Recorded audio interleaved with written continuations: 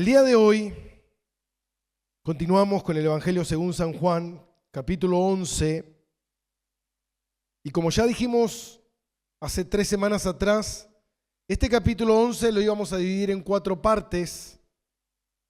Esas 4 partes eran la llegada del mensajero, que era la preparación para el milagro, la llegada de Jesús a Betania, que ya lo vimos el domingo pasado. Hoy veremos el milagro o el despliegue de su gloria, y la semana que viene, si sigo aquí o si no, que el que continúe, las consecuencias del milagro. Las consecuencias del milagro. Y yo titulé este mensaje Cristo desplegando su gloria. Y vamos a leer desde el versículo 28 hasta el versículo 44. Y dice, habiendo dicho esto, acuérdense que Marta fue al encuentro antes que Jesús entrara a la aldea. Y habiendo dicho esto, lo que venían hablando, llamó a María, su hermana, diciéndole en secreto, el maestro está aquí y te llama. Y ella, cuando lo oyó, se levantó de prisa y vino a él. Y Jesús todavía no había entrado en la aldea, sino que estaba en el lugar donde Marta lo había encontrado. Entonces los judíos que estaban en casa con ella y la consolaban, cuando vieron que María se había levantado de prisa y había salido, la siguieron diciendo, va al sepulcro a llorar allí.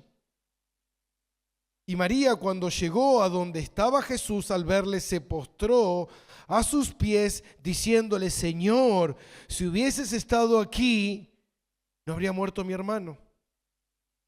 Jesús entonces, al verla llorando, y a los judíos que la acompañaban, también llorando, se estremeció en espíritu y se conmovió. Y dijo, ¿dónde le pusisteis? Y le dijeron, Señor, ven y ve. Y Jesús lloró. Y dijeron entonces los judíos, mirá cómo le amaba. Y algunos de ellos dijeron, ¿no podía este que abrió los ojos al ciego haberle hecho también a Lázaro que no muriera? Y Jesús, profundamente conmovido otra vez, vino al sepulcro, y era una cueva y tenía una piedra puesta encima. Y dijo Jesús, quitad la piedra. Marta, la hermana del que había muerto, le dijo, Señor, hiede ya, porque es de 4 días. Y Jesús le dijo, ¿no te he dicho que si crees verás la gloria de Dios? Entonces quitaron la piedra de donde había sido puesto el muerto, y Jesús alzó los ojos a lo alto y dijo, Padre, gracias te doy por haberme oído. Yo sabía que siempre me oyes, pero lo digo por causa de la multitud que está alrededor, para que crean que tú me has enviado.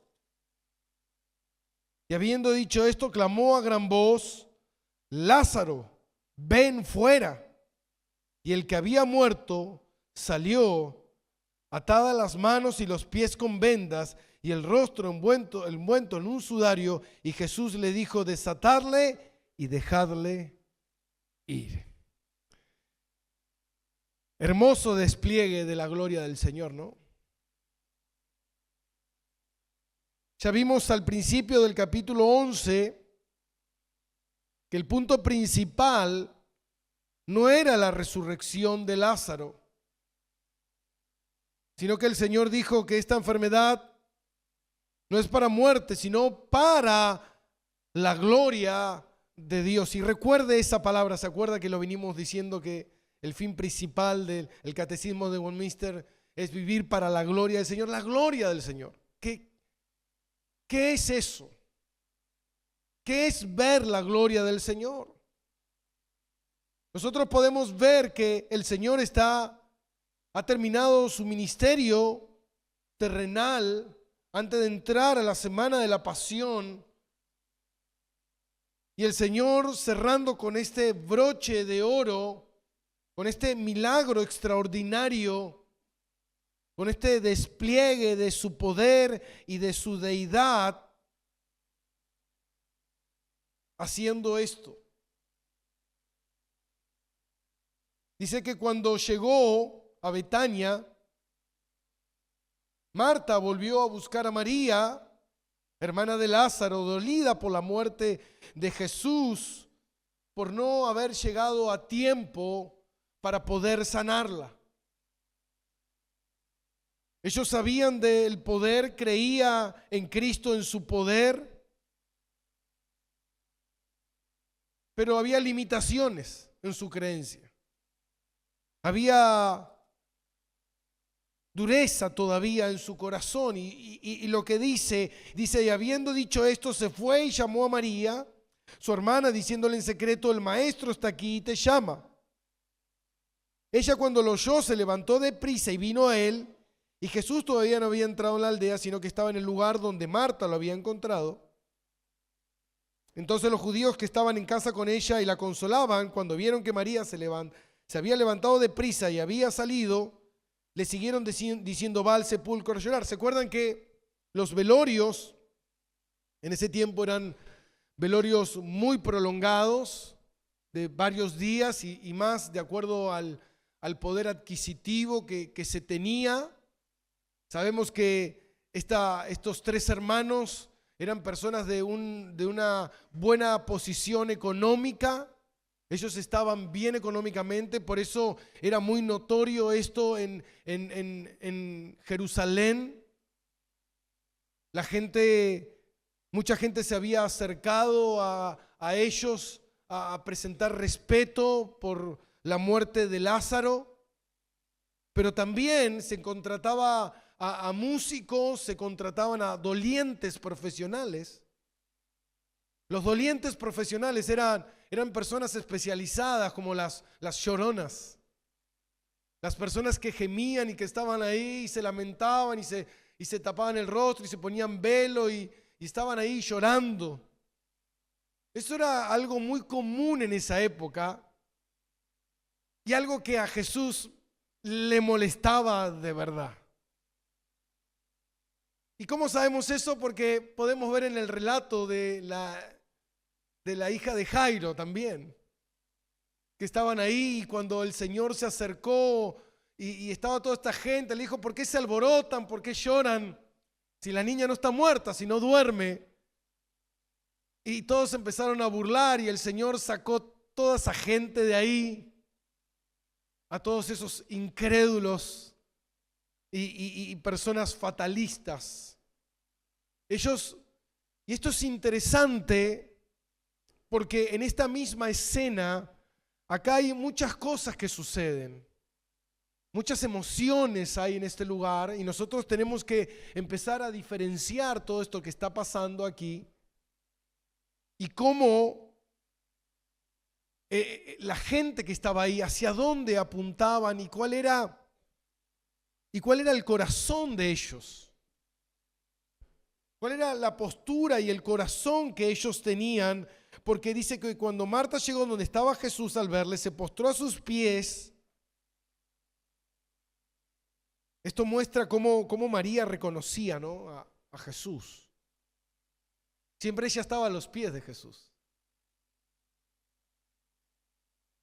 Muchas veces cuando se pronuncia María, era María a los pies de Jesús derramando el perfume, María a los pies de Jesús escuchándolo y aprendiendo. Era una mujer muy entregada a Jesús. Una mujer que verdaderamente era una devota de Cristo, una persona que creía fielmente en el Señor. Y dice, cuando llegó y se postró a sus pies, diciéndole: Señor, si hubieses estado aquí, mi hermano no hubiese muerto. Lo mismo que dijo Marta. Y yo creo que era lo mismo que se gestaba en el lugar. Era lo que se comentaba en el lugar, porque después vamos a ver más adelante, cuando Jesús llora y la gente lo ve a Jesús llorar, dicen, se nota que realmente lo amaba. Y hablan de la sanidad del ciego, si pudo sanar al ciego, como también podía haber sanado a Lázaro. Pero acá vemos una imposibilidad de no haber llegado a tiempo, de un contratiempo, de un límite, de sucesos, de suertes y cosas que han ocurrido que Lázaro haya muerto.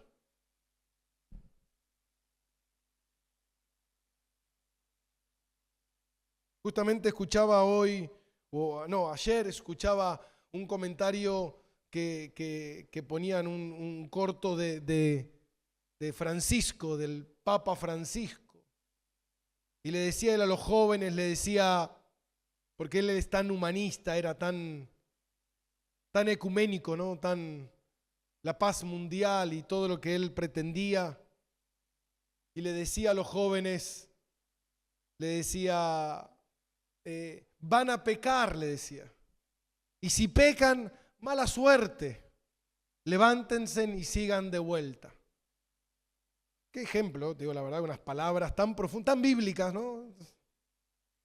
De Biblia no tenía absolutamente nada, sus palabras no tenían absolutamente nada. Y lo que pude ver durante toda esta vorágine de la muerte del Papa, porque donde todo era el Papa,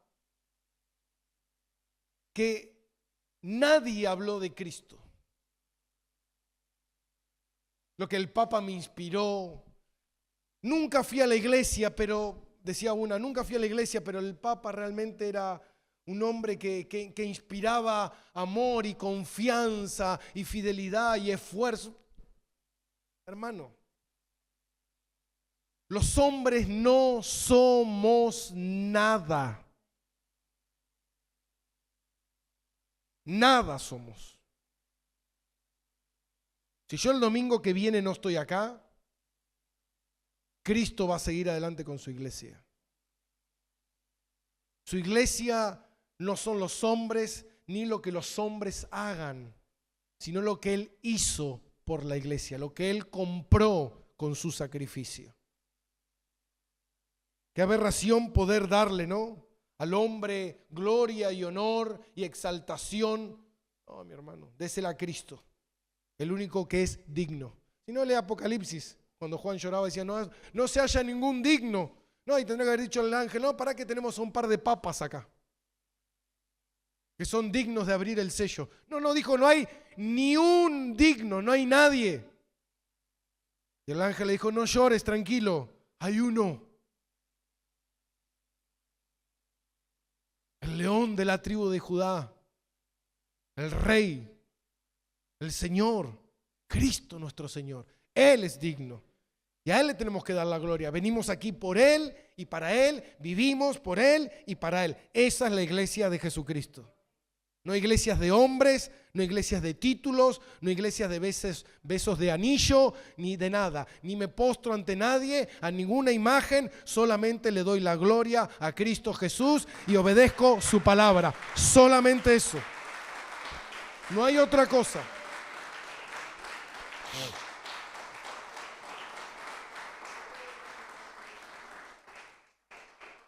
Por eso muy bien hizo María al postrarse ante Jesús. Está bien.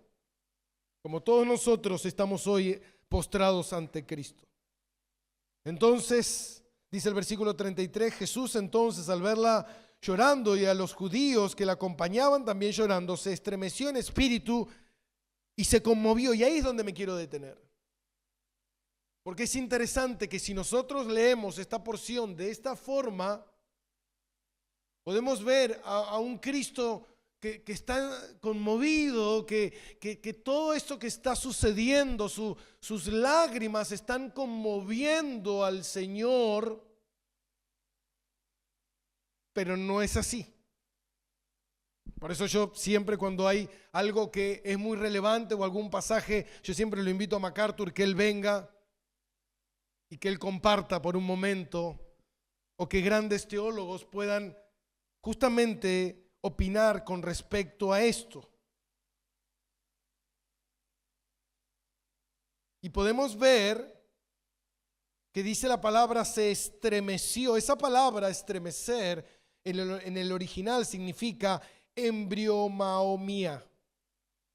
No me pida que se la repita de vuelta. Cuyo significado significa o la mejor traducción sería enfado, indignación o enojo. Hay otras versiones como la NBI que dice se turbó y se conmovió, o la Nueva Traducción Viviente que muchas veces consideramos que no es muy buena traducción, pero dice la Traducción Viviente, dice se enojó en su interior. Ahora como vamos viendo un poquito lo que está sucediendo, el ambiente que se estaba creando mientras María estaba llorando, mientras los que estaban ahí, los dolientes y los familiares, todos llorando de una manera tan desesperanzadora, ¿no? Yo creo que si miramos por un momento el ambiente ese, o cómo muchas veces actuamos nosotros, ¿no? Frente a los problemas. Yo muchas veces he actuado como estos dolientes o como María acá llorando. Y a veces cuando voy a la palabra o reflexiono en las profundidades de Dios, me siento tan apenado de la debilidad y de la fragilidad de mi fe. Creo que había algo de eso en Jesús. Porque dice que John MacArthur comenta y dice, esa palabra estremeció, cuyo significado literal es el resoplar de un caballo. Esa es la palabra correcta. Jesús parece haberse enfadado por la falta de esperanza y la hipocresía de ellos. Y se conmovió. Esto describe una acción fuerte, avalando y apoyando el enfado de Jesús. Y por eso, si nosotros vamos después usted lo busca en Marcos 5:39, como yo le dije recién, de Jairo y su hija, y cuando entra al lugar y estaban todos esos llorando y lamentándose por la muerte de la niña. ¿Está bien lamentarse por la muerte de la niña? ¿Está bien afligirse por lo que te está pasando? Uno pudiera decir sí, pero el tema es quién estaba en la habitación. El tema es quién estaba en Betania. Había algo que ellos necesitaban conocer y hay algo que todos nosotros como creyentes necesitamos conocer. Hermano, no es diferente María de usted. En lo más mínimo. El proceso del caminar cristiano es el mismo. Yo le contaba a mi esposa esta semana, hablábamos justamente y yo le hablaba sobre Pedro. Y a veces la gente piensa que cuando Cristo llega a tu vida, el modelo está terminado. Y uno ve a Pedro, discípulo del Señor, diciéndole, Señor, no vayas a la cruz. Y el Señor diciéndole, apártate de mí, Satanás.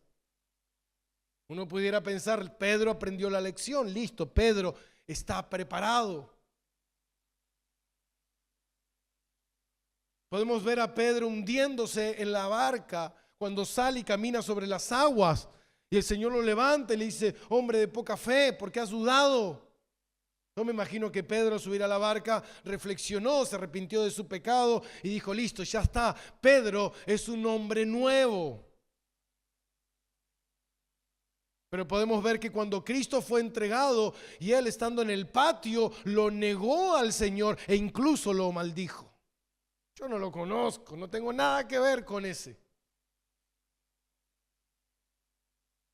Bueno, Pedro, después de la resurrección y la venida en Pentecostés, seguramente ya ha aprendido. Es un hombre maduro espiritualmente hasta que se encuentra con Pablo, y Pablo dice, lo que él está haciendo es digno de condenación, porque es un hipócrita.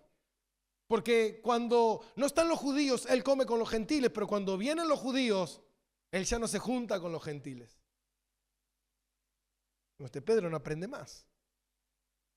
Así es la vida del creyente. Nosotros pensamos, a veces miramos a alguien y decimos, este es el modelo terminado. No, mi hermano. Jesús, la obra que empezó es la obra que va a terminar. La obra que empezó con María es la obra que va a terminar y va a continuar. Porque tal vez nosotros tenemos esta información porque es la información que justamente Juan quiere que nosotros veamos, que es la gloria de Cristo. Pero después hay una historia también que cuenta la historia de qué pasó con Lázaro, qué pasó con María, a dónde terminaron, a dónde fueron, qué ocurrió. Eso es para otro momento. Hoy veremos la gloria de Cristo. Y eso es lo importante, que Él estaba ahí. Y ellos estaban actuando de manera completamente incrédula. Y puede tratarse un poco de eso, ¿no? Dice el versículo 34, y dijo, ¿dónde le pusiste? Y le dijeron, Señor, ven y ve. Y Jesús lloró. Ese pasaje, Jesús lloró, es el pasaje más corto de la Biblia. Es el pasaje tal vez que mucha gente habla, el pasaje más conocido. Yo me acuerdo en una época nosotros estábamos estudiando con un grupo de hermanos y me acuerdo que nosotros nos reíamos y decíamos, bueno, a ver quién le toca predicar, y Jesús lloró. Decíamos como que era el pasaje más simple porque es el pasaje más corto, pero en realidad es uno de los pasajes más profundos.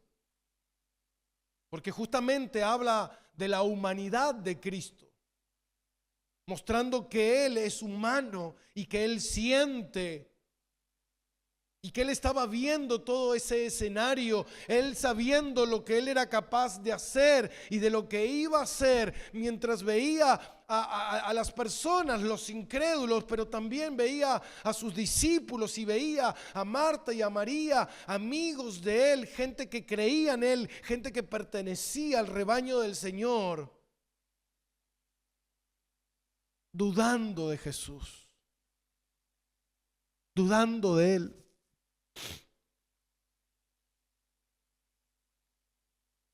¿Cómo actuamos nosotros frente a nuestros problemas? Amén.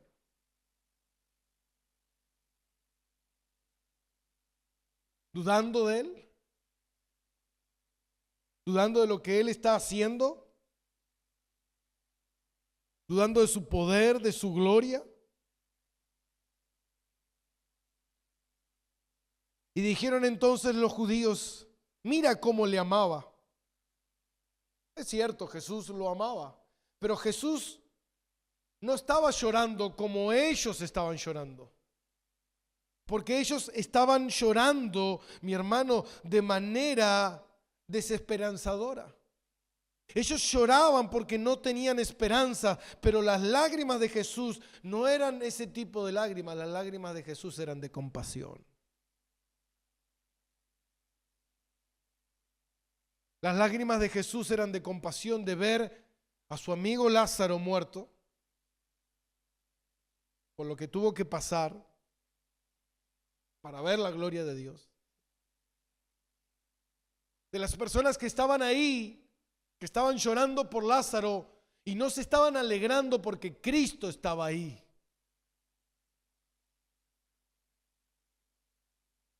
Sino que no estaban viendo y entendiendo verdaderamente quién es el Señor.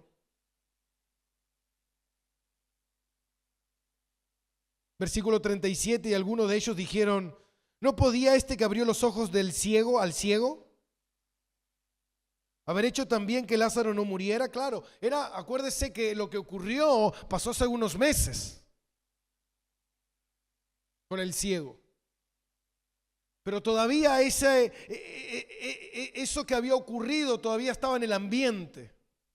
todavía era notorio lo que había pasado y todavía la gente lo tenía ahí en su mente y en su corazón, meditando esto que había pasado, y de repente ponían en tela de juicio al Señor. Si de repente pudo sanar un ciego, ¿no pudo evitar que su amigo muriera?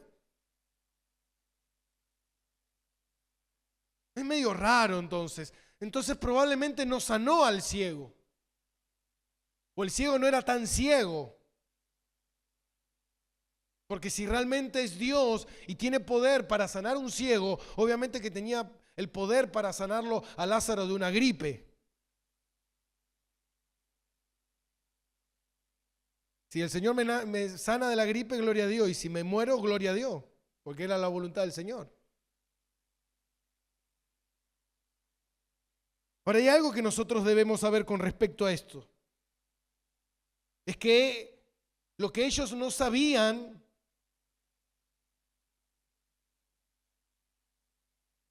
que Dios hace todo bajo su propósito y su plan. El Señor no hace las cosas según tu necesidad.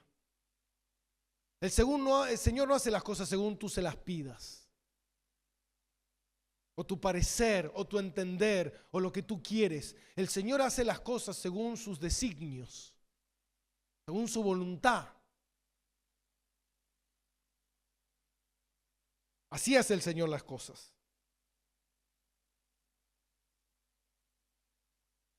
Algo que nosotros, los creyentes, también debemos saber. ¿Y qué es? Confía en mí, dice el Señor. No temas. Ya eso es suficiente. Confía en mí, no temas. Tu propósito es que Lázaro se sane. El propósito de él es diferente. Tal vez tu propósito es sanarte. El propósito de Dios es llevarte. ¿Te das cuenta? No es que el Señor no pudo hacer, o no es que el Señor no quiso hacer. No. El propósito es diferente. Los caminos del Señor no son mis caminos, sus pensamientos no son mis pensamientos. Ellos pensaban que el Señor lo iba a sanar, pero el Señor tardó y demoró para que Lázaro muriera y esté bien muerto, para que no haya duda de su muerte, porque Él quería mostrar su gloria y mostrar que Él es la vida, la resurrección y la vida. Ahora podemos ver Jesús profundamente conmovido otra vez, ya vimos, conmovido otra vez. Como dice, con el soplar del caballo.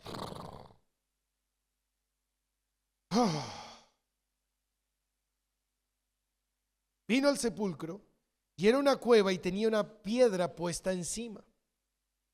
Así era muy común en esa época las sepulturas. Se hacían en las piedras, en las cuevas que eran a veces natural, a veces eran talladas. Y ahí se ponía una piedra. ¿Por qué se ponía una piedra? ¿Para que no se robaran el cuerpo? Sí, para que no se lo robaran los animales, en realidad. Para que no entraran los garroñeros y hicieran un desastre. Entonces se ponían especias, se ponían aromas en el lugar para intentar de tapar el olor que el cuerpo empezaba al poco tiempo a descomponerse. El clima es muy propicio en ese lugar para que el cuerpo se descomponga rápido. Y era muy notorio el olor. El olor era muy notorio. El olor enseguida, hermano, el olor de un cadáver es totalmente diferente. Si usted no sé si habrá hablado con gente que ha tratado con cuerpos. Yo durante mucho tiempo, o 2 años en mi vida, en una época estaba preparándome, estaba entrenando y me hice amigo de un forense. se llama Nicolás. Y me acuerdo que yo tenía muchas dudas sobre muertos. Y yo le decía, Nico, ¿y qué pasa cuando traen un cuerpo que está muy, pero muy, muy mal? ¿Cómo hacen? Me dice, no, tenemos unas pastas especiales que nosotros nos ponemos y aspiramos eso y eso hace que no sintamos nada mientras estamos trabajando con el cadáver. Pero el cuerpo tiene un olor muy particular. Entonces le habían puesto una piedra encima. Versículo 39, y dijo Jesús, quitad la piedra. Y Marta, la hermana del que había muerto, le dijo, Señor, hiede ya, porque es de 4 días. Esta palabra, porque es de 4 días, tiempo perfecto del participio, indica que ella creía que Lázaro ya había entrado en la muerte permanente. ¿Se acuerdan que yo les conté que la gente tenía esa costumbre, que creía que por 3 días el cuerpo, el alma de la persona rondaba el cuerpo y que tal vez algún hombre ungido de parte de Dios podía orar y la persona podía resucitar, pero el 4.º día solamente Dios podía descender del cielo con el alma de la persona? Bueno, algo era más o menos lo que Cristo iba a demostrar en ese 4.º día. Despejar toda duda de que el que había descendido de los cielos era Dios y el que iba a resucitar a ese muerto de 4 días era Dios. El olor era notorio. Los 4 días habían llegado y todo el mundo sabía perfectamente de que Lázaro estaba muerto. Todos habían estado en su velorio, todos venían hacía 4 días viendo todo lo que estaba sucediendo. Y de repente Jesús pide que corran la piedra. Esto toma por sorpresa a todos.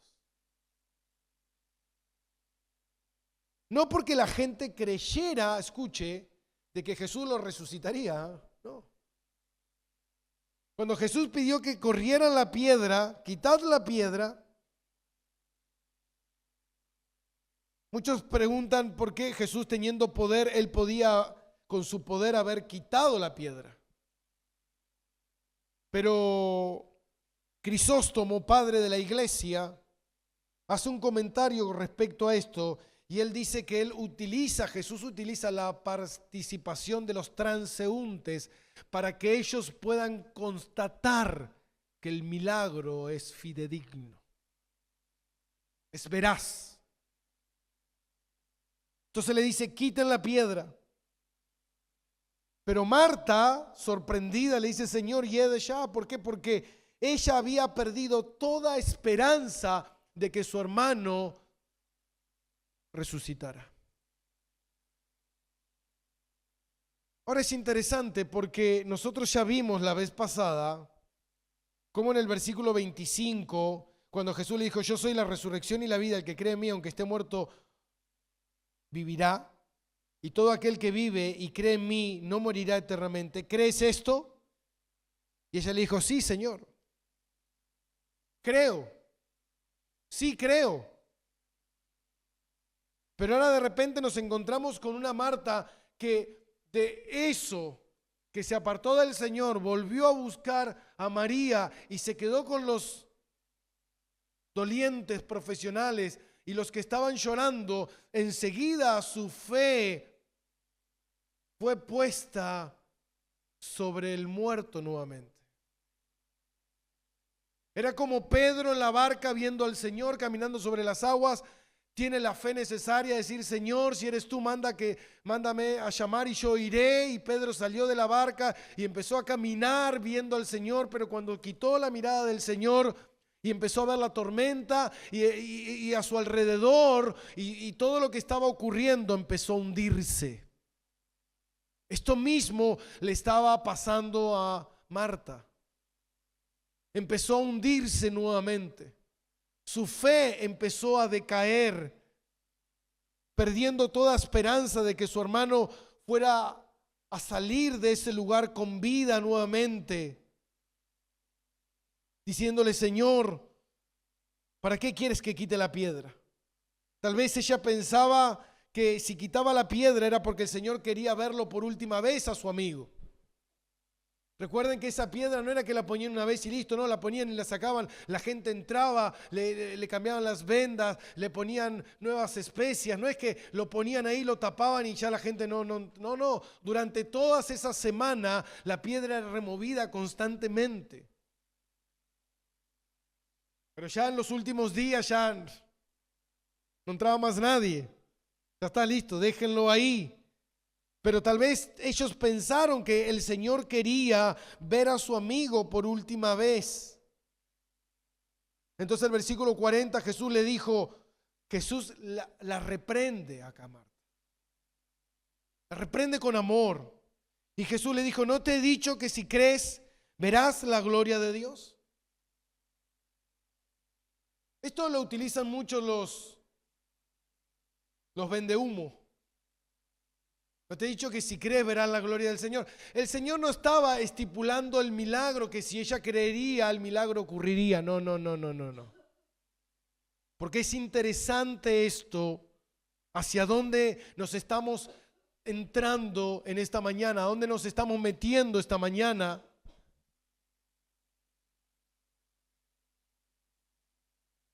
Y es que el Señor le está diciendo a Marta, recuerden que Juan cuando escribió esto es para que veamos la gloria de Cristo. Y el Señor le está diciendo a Marta, le está diciendo: Marta, deja de ocuparte del problema y comienza a centrar tus ojos en Jesús. ¿No te he dicho que el que cree verá la gloria? No le está diciendo: si crees verás la gloria. No. La gloria es para el que cree.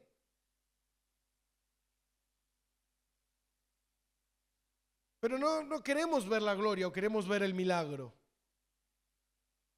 Y acá está el punto: ¿milagro o gloria? Porque ¿sabe qué, mi hermano? Todos los que estaban ahí vieron un milagro. Todos vieron un milagro. Pero no todos vieron la gloria. Todos vieron un milagro, pero no todos vieron la gloria. La gente dice: yo quiero un milagro. No, tú no necesitas un milagro. Tú necesitas ver la gloria de Dios. El milagro no. Dice en Lucas capítulo 16 la historia del rico y Lázaro, en el versículo 31. Cuando el rico le dice a Abraham: manda a alguien a anunciarle a mis hermanos. Y le dice en el versículo 31: si no oyeren a Moisés y a los profetas, si no creen en qué, en la palabra, tampoco creerán aunque vean muertos resucitar. Hermano, la gente que estaba ahí vieron la resurrección de Lázaro, pero tampoco creyeron. Ver a Lázaro resucitar no te hace creer en él. Lo que te hace creer en él es que el Padre te haya designado nacer de arriba para que veas la gloria de Dios.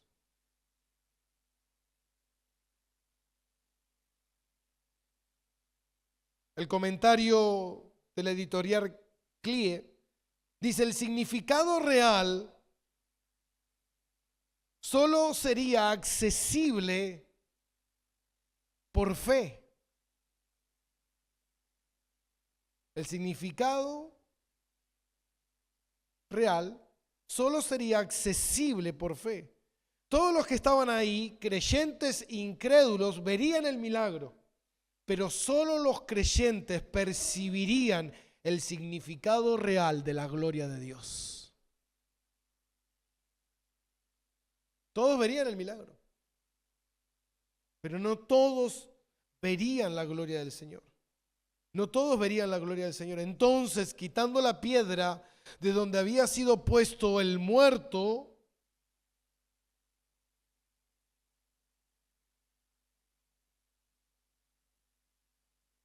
Jesús, alzando los ojos a lo alto, dijo: Padre, gracias te doy por haberme oído. Yo sabía que siempre me oyes, pero lo dije por causa de la multitud que estaba alrededor, para que crean que tú me has enviado. Lo que Jesús estaba haciendo ahí, hermano, era afirmar de manera pública su unidad con el Padre, que Él y el Padre uno son.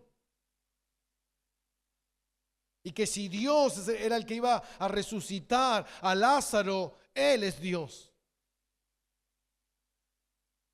Él es Dios. Y dice: y clamó a gran voz. Y habiendo dicho esto, clamó a gran voz: Lázaro, ven fuera. Esa palabra, clamó a gran voz, dice que Jesús elevó su voz por encima de las voces que estaban ahí. Las voces de los ¿qué? De los llorones, de la gente que estaba ahí lamentándose, la gente ahí que estaba ahí haciendo espamento y escándalo de incrédulos y de gente sin fe. Entonces Jesús alzó su voz por encima de todos los demás y de todos los murmullos, y su voz se hizo notoria. Y su voz fue contundente. Y clamó a gran voz: Lázaro, ven fuera.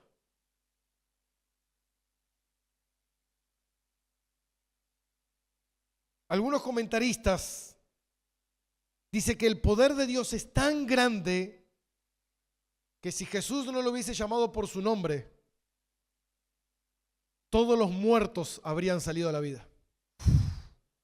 Yo cuando leí eso dije: wow. Jesús tuvo que ser específico, mi hermano. Si no, se levantaban todos. Por eso fue directamente a su amigo y a decir solamente. Imagínese, mi hermano, la gente tan incrédula, ¿no? El poder de Dios tan grande que no tiene límite, que Él mismo tiene que direccionar para que esto no se desmadre y salgan todos los muertos de las tumbas.